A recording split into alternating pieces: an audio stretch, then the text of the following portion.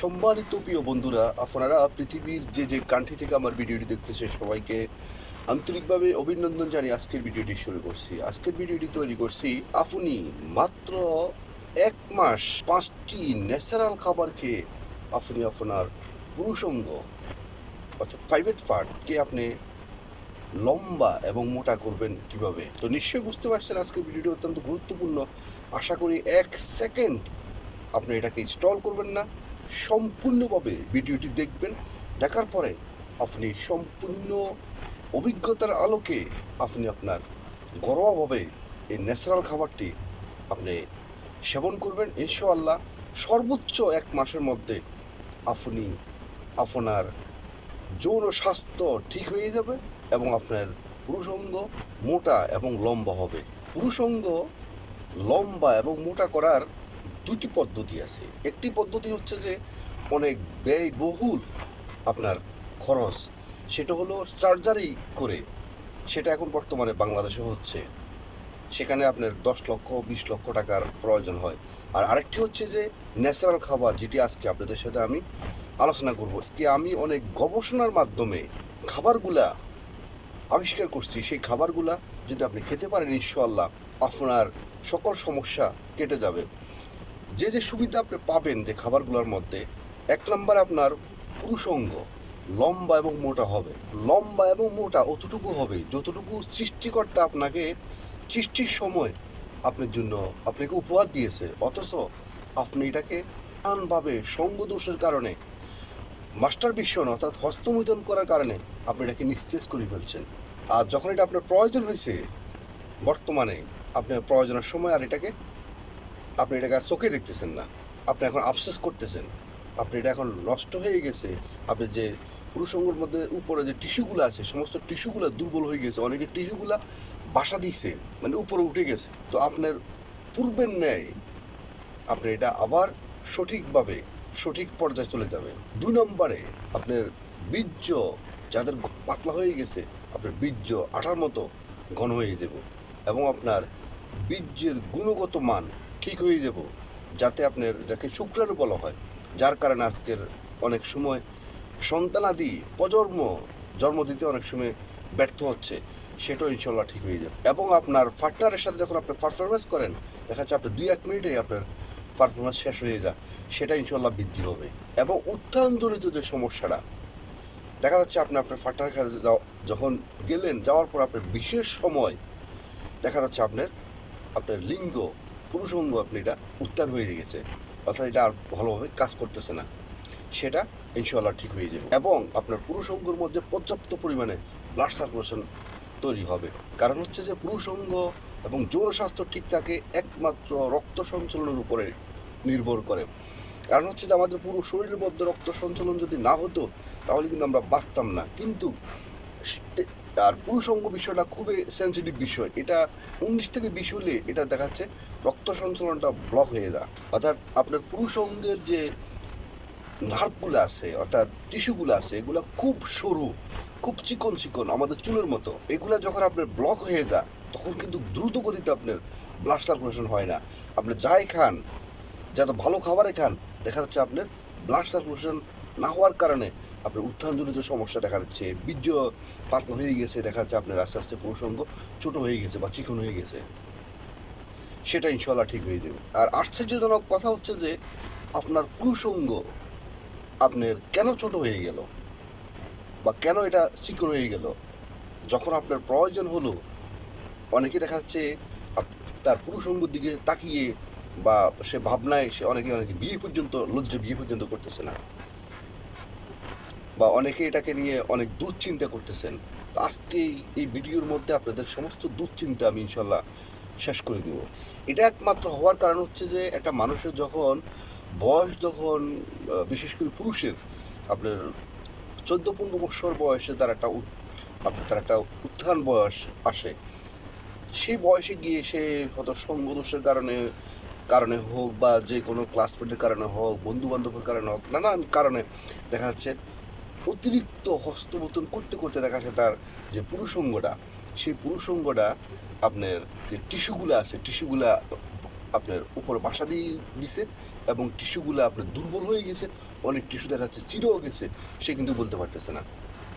এখন দেখা যাচ্ছে 14-15 বছর থেকে 20 বছর পর্যন্ত যে পুরুষাঙ্গ বড় হওয়ার কথা এবং এটা মোটা হওয়ার কথা, সেই বয়সে এটাকে নিয়ে আপনি এমন কিছু এটার প্রতি অপদস্থ করছেন, এমন কিছু অমানবিক কাজ করছেন, করার কারণে দেখা যাচ্ছে এটা নিশ্চিত হয়ে গেছে। এখন আপনার বিয়ের সময় হয়েছে বা আপনি বিয়ে করছেন, দেখা যাচ্ছে আপনার যখন প্রয়োজন তখন দেখা যাচ্ছে আপনার পুরুষাঙ্গ সম্পূর্ণভাবে অকার্য হয়ে গেছে বা অকার্য হয়ে যাচ্ছে। তো যা হোক, আজকে যে কোনো কারণে আপনার এটা নষ্ট হয়ে গেছে বা নষ্ট হওয়ার পথে আছে, আমি সেদিকে যাবো না। আপনার ন্যাচারাল যে 5টি খাবার খেয়ে আপনার পুরুষাঙ্গকে আবার ইনশাআল্লাহ সৃষ্টিকর্তা আপনাকে যেভাবে তৈরি করছে এটাকে, আপনি তো এটাকে দেখেননি। যে সময় দেখার কথা, যে সময় এটাকে কাজ করার প্রয়োজন, কাজ লাগানোর প্রয়োজন, সে সময় তো আপনি এটাকে দেখেননি। এখন দেখা যাচ্ছে হয়তো অন্যগুলো দেখে আপনি এটাকে আফসোস করতেছেন যে আপনারটা কোথায়। ওকে, তো ইনশাআল্লাহ আপনার সেই সৃষ্টিকর্তা আপনাকে যেটা উপহার দিছে, সেই উপহার আপনি ইনশাআল্লাহ আবার ফিরে পাবেন। তো চলুন যে 5টি কী খাবার। 1 নাম্বার খাবার হচ্ছে যে ঝিনুক। ঝিনুক কি আপনারা চিনেন? এটা সমুদ্রতে বেশি হয়ে থাকে। আর বর্তমানে ঝিনুক কিন্তু মানুষ চাষাবাদ করতেছে, শ্বাস করতেছে ঝিনুককে। এবং বিদেশের বাড়িতে তো সবচেয়ে বড় বড় যে চাইনিজ রেস্টুরেন্টগুলো আছে এবং ম্যাক্সিমাম যারা বিদেশি তারা কিন্তু প্রতিনিয়ত তারা ঝিনুক খাচ্ছে, কেউ কাঁচা খেতেছে, কেউ এটাকে রান্না করে খেতেছে। এখন দেখা যাচ্ছে, এখন আপনি তো এটাকে ঝিনুকের কথা শুনে অনেকে ঘৃণা করতেছেন। দেখেন, ঔষধ কখনো মিষ্টি হয় না, সুস্বাদু হয় না, ওষুধই হয়। আর যেহেতু আপনার আপনার অনেক বড় কঠিন রোগের মধ্যে আপনি ভুগতেছেন, তো সুতরাং আপনি এটাকে যদি ঘৃণা করেন তাহলে এটা আর হবে না। মাত্র 1 মাস আপনাকে খেতে হবে, 1 মাস আপনাকে কষ্ট করতে হবে। আর এই ঝিনুকটা দেখা যাচ্ছে আপনার পরিবারে হয়তো বা এটা পছন্দ করবে না, আপনার প্রয়োজন এটা আলাদাভাবে এটাকে আপনি নিজে ফাঁক করবেন। এটাকে ফাঁকের বিষয় নয়, এটা জাস্ট একটু সিদ্ধ করবেন। আর যদি আপনি কাঁচাও খেতে পারেন, কাঁচা হলো এটাকে ঝিনুকটাকে মাঝখানে এটাকে চিরে আপনি লেবু দিয়ে আপনি ঝিনুকটা কাঁচা খেয়ে ফেলতে পারেন। এখন মানুষ বিদেশি অ্যাভেলেবেল ঝিনুক খাচ্ছে এবং ঝিনুকের চাষ, মাছের থেকে ঝিনুকের চাষটা এখন বেশি হচ্ছে। তো 1 নম্বরে আপনার 1 মাসের ভিতরে আপনি নিয়মিত ঝিনুক খাবেন, কাঁচাও খেতে পারেন। দেখবেন যে 1 সপ্তাহ খাওয়ার পর আপনার কাঁচাও আপনার কাছে এটা ভালো লাগবে। আর যদি সিদ্ধ করে খান তাও কোনো সমস্যা নেই। 2 নম্বর হচ্ছে যে কলিজা। কলিজা তো নিশ্চয় আপনারা খান। কলিজা আপনার গরু অথবা ছাগল, এই দুইটার যে কোনো কলিজা আপনি নিয়মিত খেতে পারেন। এবং কলিজাটা কখনো ফ্রিজের থেকে সংরক্ষিত কখনো খাবেন না। এটা হলো একদম ফ্রেশ, আপনার বাজার থেকে কিনে এনে আপনি এটাকে সেবন করবেন। 3 নম্বর হচ্ছে যে মিষ্টি আলু। আমরা তো লাল আলুও চিনি, মিষ্টি আলুও চিনি, বা গোল আলুও চিনি। আমরা অনেকে গোল আলু বেশি খাই, কিন্তু এটা হচ্ছে যে মিষ্টি আলু, এটা একটা সিজনালি হয়, এটা লম্বা লম্বা হয়, এটা সাদা হয় এবং এটা লাল হয়।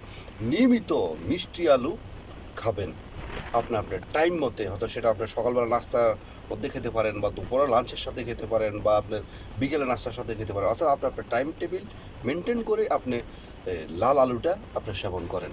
এবার এটা স্বাদও আছে, লালও আছে, আপনার কাছে যেটা ভালো লাগে আপনি সেটাও খান। 4 নম্বর হচ্ছে যে জায়ফল। জায়ফলটা অত্যন্ত গুরুত্বপূর্ণ। জায়ফলটা আপনি নিয়মিত সেবন করা শুরু করুন। 5 নম্বর হলো অ্যাপসার গাছ।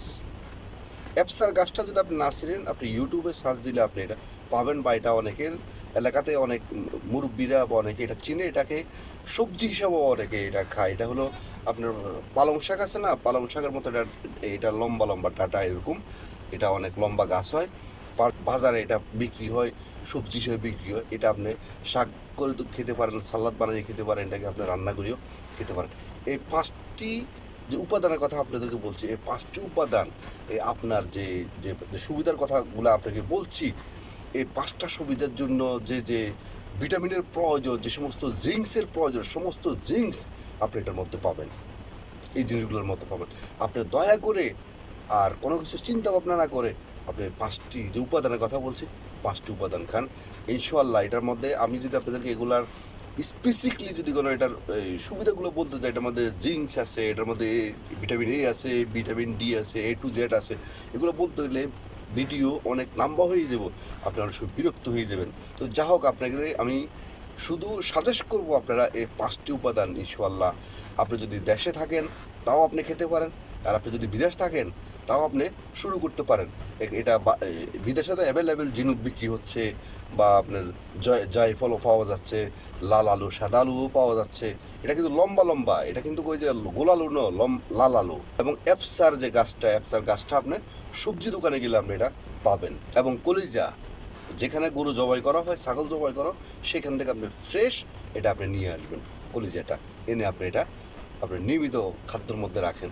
অর্থাৎ এই যে 5টি খাদ্য আপনি ইনশাল্লাহ 1 মাস কন্টিনিউ করার পরে আপনি এটা কত বড় হবে কত মোটা হবে এটা আমি জানি না, তবে আপনি সৃষ্টিকর্তা আপনার জন্য যেটা বরাদ্দ ছিল, যেটা আপনি দেখেননি, নষ্ট করে ফেলছেন বড় হওয়ার সময়, হ্যাঁ সেটা আপনি ইনশাল্লাহ পাবেন। আর সর্বশেষ আপনাদের কাছে আমি যেটা রিকোয়েস্ট করব বা অনুরোধ করব সেটা হলো, আজকের পর থেকে আপনি যে বয়সী হন, যে দেশে থাকুন আর বিদেশে থাকুন, কখনো হাত লাগাবেন না, হাত দিয়ে কখনো মাস্টারবেশন করবেন না। হাতের মধ্যে যে রগগুলা, এই রগগুলো হলো খুব মোটা মোটা রগ, খুব স্ট্রং রগ।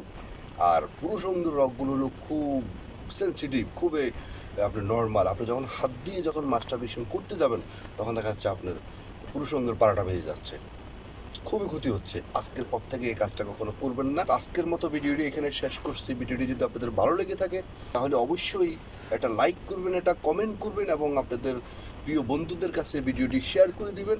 এবং যারা নতুন, অবশ্যই মিয়াজি ফিলসফি চ্যানেলকে সাবস্ক্রাইব করে অল নোটিফিকেশন অন করে রাখবেন এ ধরনের নতুন নতুন ভিডিও পেতে। এবং যারা আগে সাবস্ক্রাইব করছেন আপনাদেরকে অসংখ্য অসংখ্য ধন্যবাদ।